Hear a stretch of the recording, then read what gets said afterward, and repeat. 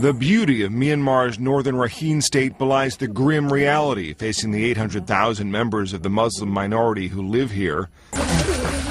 The government doesn't officially recognize the Rohingyas, as they call themselves. Some historians say Muslims have been in northern Myanmar for centuries, but they're treated as illegal immigrants from neighboring Bangladesh. The difficulties facing the Rohingya go far beyond the laws that restrict travel and job opportunities, the right to practice religion, marry, and have children. This 64-year-old woman says members of the border security force and soldiers entered her house. She says the men raped the women, many times in front of their families. The incident happened in Ba Gon Nar, the village believed to have suffered the worst. Myanmar declared a state of emergency after riots last year between Muslims and Buddhists, who make up most of the country's 60 million people.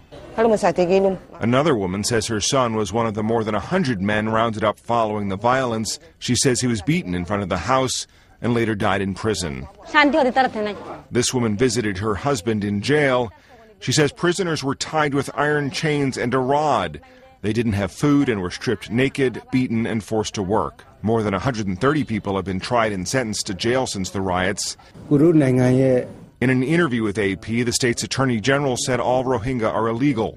He says the judiciary system is doing what it has to do, and the judges are fair. The border security force was disbanded this summer following the threat of U.S. sanctions. Village residents say conditions have improved slightly, but they don't expect it to last. Matt Friedman, Associated Press.